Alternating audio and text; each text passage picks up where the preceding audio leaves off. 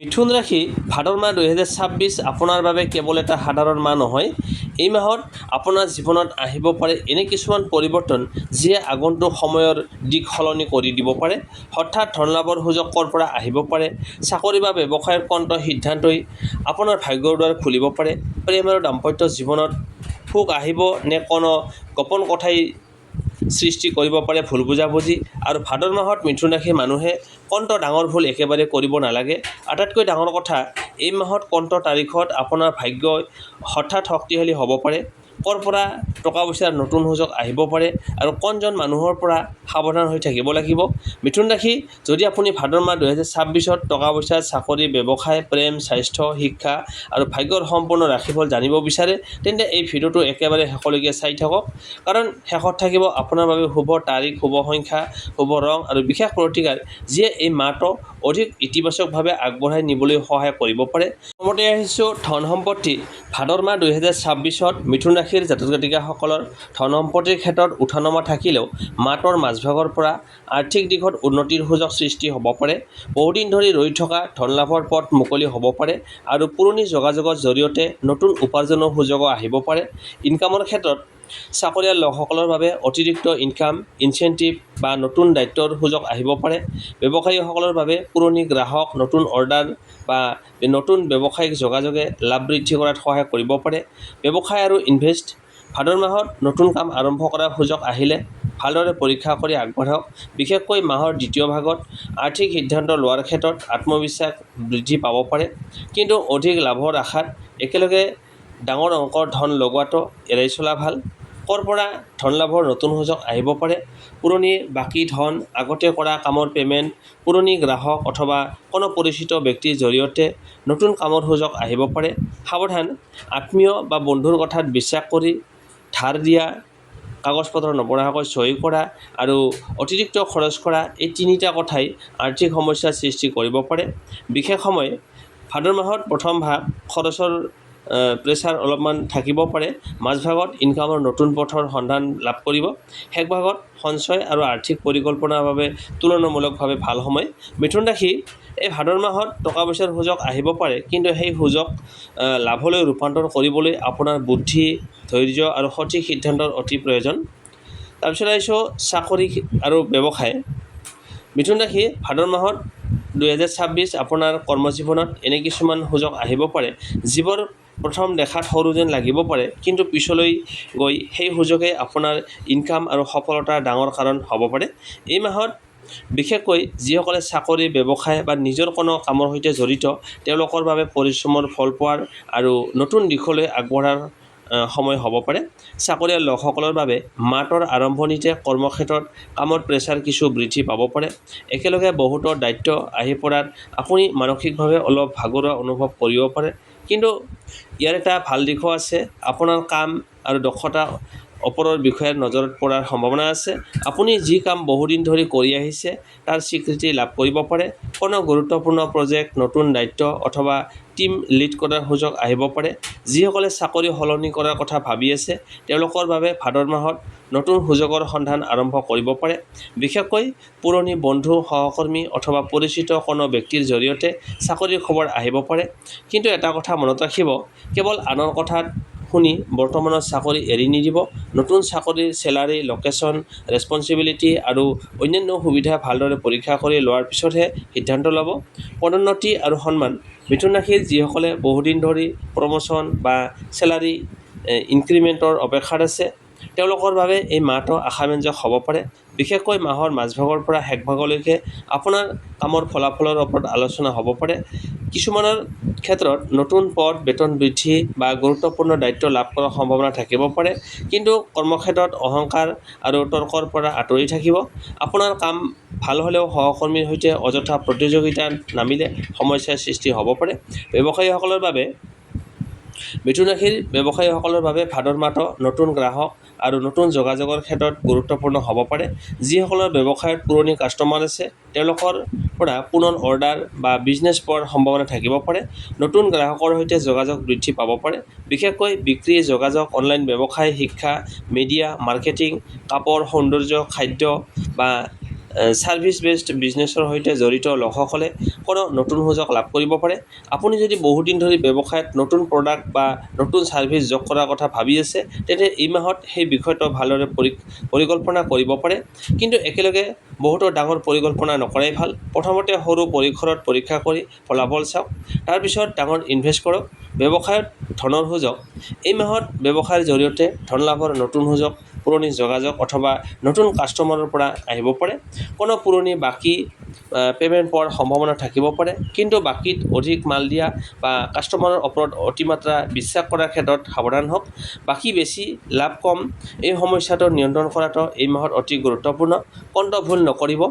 মিথুন ৰাশি, ভাদ মাহত আপোনাৰ কৰ্মজীৱনৰ আটাইতকৈ ডাঙৰ ভুল হ'ব পাৰে সেই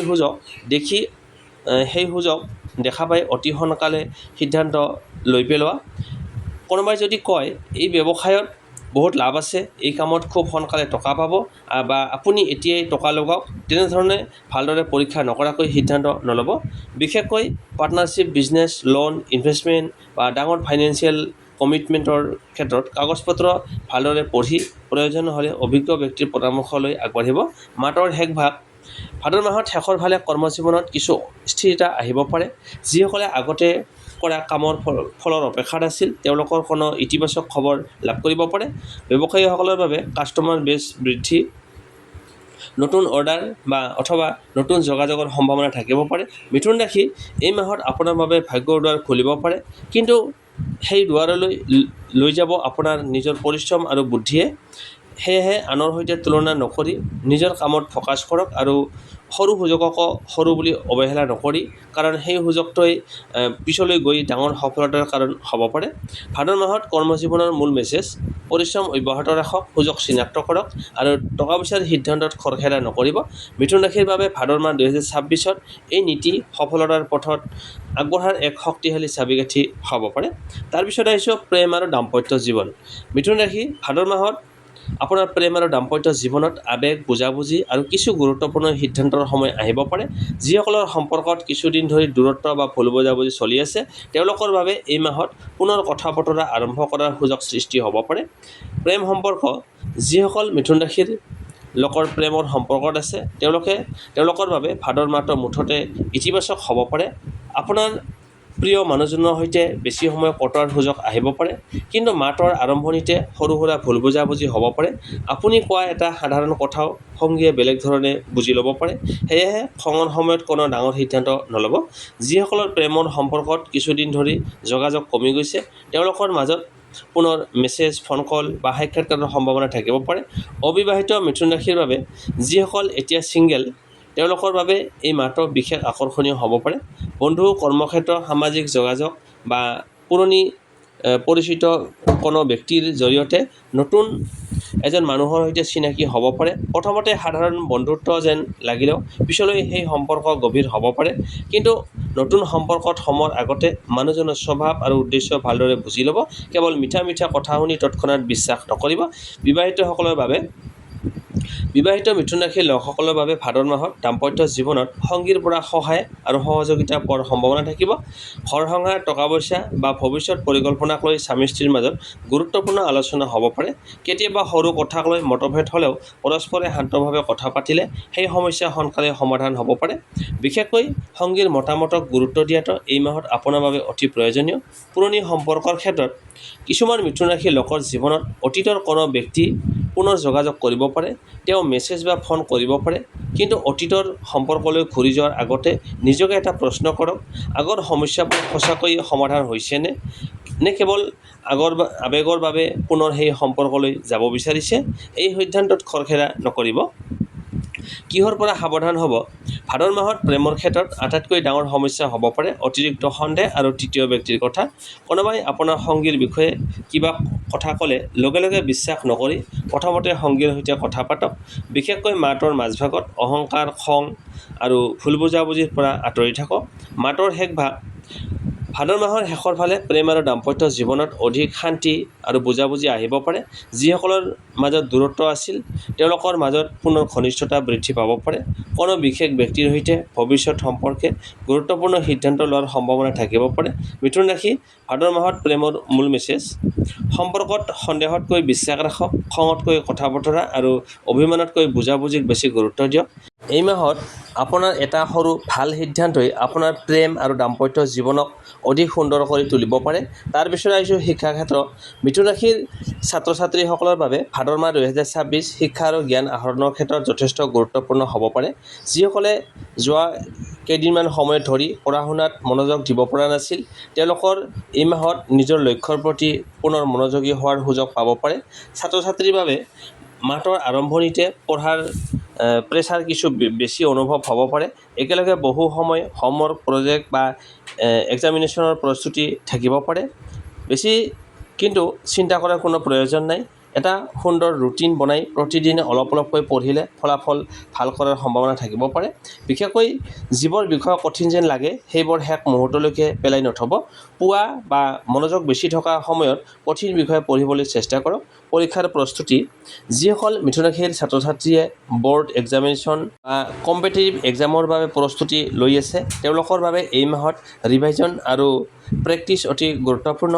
কেৱল নতুন বিষয় পঢ়ি যোৱাৰ সলনি আগতে পঢ়া বিষয়বোৰ পুনৰাবৃত্তি কৰক। প্ৰিভিয়াছ ইয়াৰ কুৱেশ্যন পেপাৰ আৰু মক টেষ্ট ছল্ভ কৰিলে নিজৰ দুৰ্বলতা বুজিবলৈ সুবিধা হ'ব পাৰে। ভাদ মাহত মাজভাগৰ পৰা আত্মবিশ্বাস বৃদ্ধি পাব আৰু পঢ়া শুনাৰ ফলাফলতো উন্নতি দেখা যাব। উচ্চ শিক্ষা আৰু কেৰিয়াৰ: যিসকল উচ্চ শিক্ষা নতুন কৰ্চৰ বাবে কেৰিয়াৰ ৰিলেটেড ট্ৰেইনিং কৰাৰ কথা ভাবি আছে তেওঁলোকৰ বাবে এই মাহত নতুন সুযোগৰ সন্ধান পোৱা যাব পাৰে। কোনো নতুন কৰ্চৰ এডমিশ্যন লোৱাৰ আগতে কেৱল আনৰ কথাত সিদ্ধান্ত নলৈ কৰ্চৰ কোৱালিটি, খৰচ আৰু ফিউচাৰ স্ক'পৰ ভালদৰে পৰীক্ষা কৰক। আটাইতকৈ ডাঙৰ বাধা: মিথুন ৰাশিৰ ছাত্ৰ ছাত্ৰীসকলৰ বাবে এই মাহত আটাইতকৈ ডাঙৰ সমস্যা হ'ব পাৰে মোবাইল আৰু ছ'চিয়েল মিডিয়াৰ প্ৰতি অতিৰিক্ত মনোযোগ। মাত্ৰ 5 মিনিট বুলি ফোন হাতত লৈ বহু সময় পাৰ হৈ যাব পাৰে। সেয়েহে পঢ়াৰ সময়ত ন'টিফিকেশ্যন বন্ধ কৰি ফোনটো অলপ দূৰত ৰাখিলে বহু উপকাৰ পাব পাৰে। বন্ধুৰ সৈতে অতিৰিক্ত আড্ডা বা আনৰ ফলাফলৰ সৈতে নিজৰ ফলাফল তুলনা কৰিও সময় নষ্ট নকৰিব। ভাদ মাহৰ বিশেষ শিক্ষা সংকেত: ভাদ মাহৰ প্ৰথম ভাগ ৰুটিন বনোৱাৰ সময়, মাজভাগ পঢ়াৰ মনোযোগ আৰু আত্মবিশ্বাস বৃদ্ধি পাব পাৰে। শেষ ভাগ পৰীক্ষা বা গুৰুত্বপূৰ্ণ সিদ্ধান্তৰ বাবে ভাল প্ৰস্তুতিৰ সময়।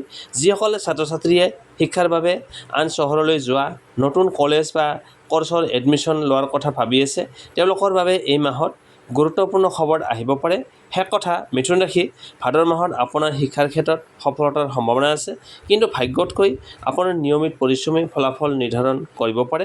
প্ৰতিদিনে অলপ আগবাঢ়ক। এদিন সেই সৰু সৰু প্ৰচেষ্টাই ডাঙৰ সফলতা লৈ যাব। তাৰপিছত আহিছোঁ স্বাস্থ্য আৰু ভাগ্য। মিথুন ৰাশিৰ বাবে ভাদ মাহ 2026 স্বাস্থ্যৰ ক্ষেত্ৰত অতিৰিক্ত কামৰ প্ৰেছাৰ, অনিয়মিত টোপনি আৰু মানসিক চিন্তাৰ ওপৰত গুৰুত্ব দিয়াটো ভাল। মাহৰ আৰম্ভণিতে কামৰ ব্যস্ততাৰ বাবে ভাগৰুৱা অনুভৱ হ'ব পাৰে।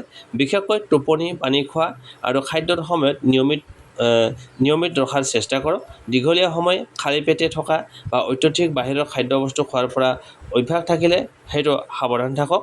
পেটৰ অস্বস্তি, মূৰৰ বিষ, অত্যধিক ভাগৰ বা আন কোনো সমস্যা বেছি দিন থাকিলে অৱহেলা নকৰি চিকিৎসকৰ পৰামৰ্শ লওক। তাৰপিছত আহিছোঁ ভাগ্য ক্ষেত্ৰ।